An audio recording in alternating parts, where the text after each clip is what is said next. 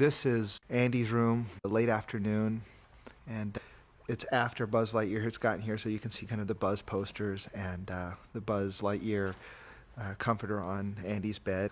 And if you look very carefully at the book titles, if you've seen some of the other Pixar short films, you'll probably recognize a few of the names. If not the title of the film itself, then certainly if you look at the credits, you'll see other people's names on there. One thing that was really hard to do when we started this was try and find a way to caricature the world and shapes in the world. The one thing about lighting and texturing that we do here is it really does bring it back more into a really believable world. And so caricatured shapes, if the whole world isn't caricatured, that tends to work not as well.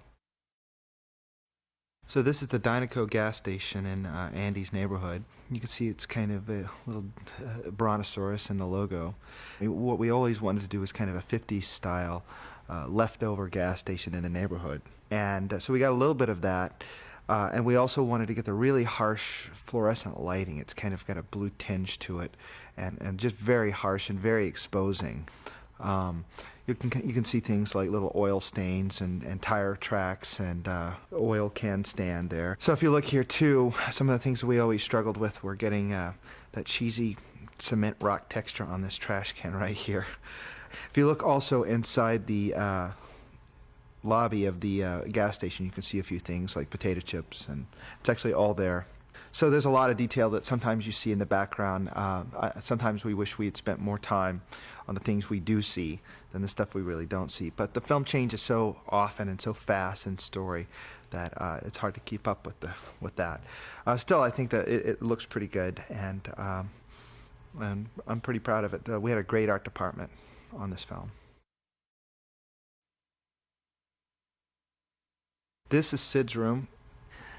And there's things like, I think there's, in the final film, there's underwear and socks hanging out of the dresser.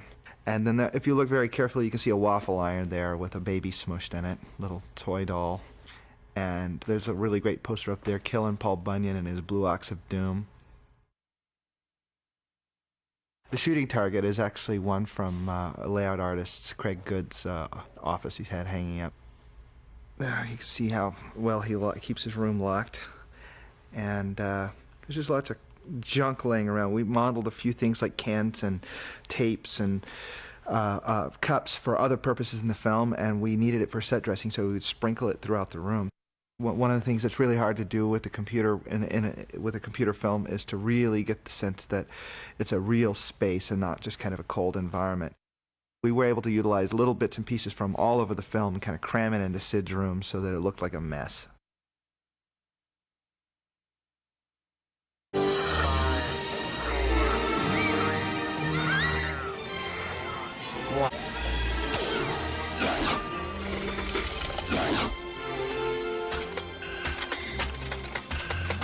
Spaceship!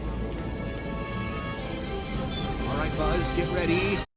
This is a turnaround of the planet that Zurg lives on, where his evil lair is that Buzz lands on. And the great thing about this is that you're able to see in greater detail than you can see in the film the elements that went into making this. This is actually a set that was created for A Bug's Life and was reshaded and relit for to create Zurg's planet. So what you're really looking at is the set from the riverbed, the dry riverbed on Ant Island.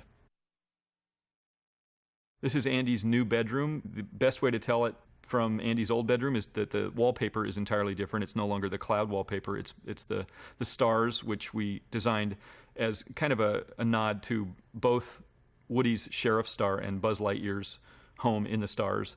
So it's kind of a double duty wallpaper there. It's basically the same layout as Andy's old room with a couple of shifts in windows and a little bit more space on the floor to have the action that we needed in the movie. This is Andy's neighborhood. It's his new neighborhood because at the end of Toy Story, Andy had a brand new house and a brand new room. A lot of the stuff that you're seeing was, especially for the trees and rocks and bushes, were actually built for Bug's Life, and we were able to use them in Toy Story 2 as part of our digital backlot. The garage sale was also a great place to use old props that were built for Toy Story, the original Toy Story, Everything you see in any movie that we make at Pixar, and Toy Story 2 is no exception, has to be designed and built specific to the movie. This is the display room where Al keeps and displays his collectibles, and in this case, for most of the movie, it's the Woody's Roundup collection that you see on the shelves here. The display cases that house the different characters and all the wonderful pieces that we did for the Roundup collection. The TV is based on an old Philco TV, so everything here is based on Hopalong Cassidy and Howdy Doody type collectibles. This is the downtown where Al's building is and Al's Toy Barn is right across the street. We originally had this as 5 blocks that led up to Al's building and about 13 blocks that led away from Al's building for the original chase. And when script changes came along, we literally picked up Al's Toy Barn from the suburbs where it used to live and planted it right across the street from Al's building.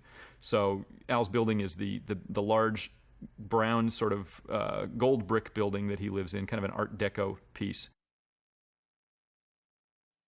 This is a wonderful overhead shot of the interior of Al's Toy Barn, and in this shot you can see actually much better than you can in the film and the designs that went into the original packaging for the toys in the shelves at the Toy Barn. These are all, with the exception of the Barbie packaging, these are all original designs for toys that don't exist except in Al's Toy Barn. And Al's Toy Barn is basically a huge toy emporium, sort of a somewhat cheap warehouse set in the city that Andy lives in. This is the Buzz Aisle, where Buzz Lightyear finds himself looking at hundreds of versions of himself fresh in their mint boxes. He also finds the newest version of himself up on this very elaborate display featuring Buzz's new accessory, which is the utility belt that Buzz grabs and turns out to be very handy later on, not for Buzz, but for the imposter Buzz or the replacement Buzz that leads the toys into Al's building. This is the Barbie Aisle, the pink aisle, featuring scans of actual Barbie packaging that were texture mapped onto the box models themselves to make this look as authentic as possible as a Barbie aisle. And then the tableau of dancing Barbies, the Go-Go Barbies with their little Barbie pool set and Barbie barbecue, were fairly fanciful, but we wanted to make it very elaborate so that it stopped the toys dead in their tracks and got tour guide Barbie to give them some information. We're looking at an interior turnaround of Al's office in the Toy Barn, where the toys, led by Buzz, go to look to see if they can find Woody, who they think is in this office with all the boxes and the toys in the background. You can see in this turnaround, there are some clear shots of some of the package designs that we did for Al's Toy Barn that you probably won't see out in the regular Toy Barn. One of my favorites to look for is the Toss the Cop a Donut package and the 3 French Impressionist action figure packages as well. You'll be able to see those clearly in Al's office. This is the exterior shot of the Tri-County International Airport, where the toys pull up in the Pizza Planet truck and find a way to get inside to find Woody, who's on his way to Tokyo on a plane, sort of based on various airport designs from the late 50s on into the late 70s, a nice conglomeration of it, with a beautiful control tower in the background that's not unlike a giant salt and pepper shaker.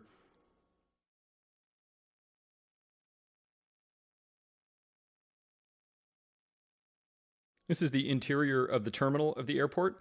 We're right in front of the desk for Far East Airlines, where Al has to check in his bag that contains the Roundup gang on their way, he thinks, to the Tokyo Museum. Beautiful sky flat in the background painted by Randy Barrett, and the sparse population of humans walking around to make the terminal look realistically filled with people, even though it's late at night, probably about 9:30 or 10 o'clock at night.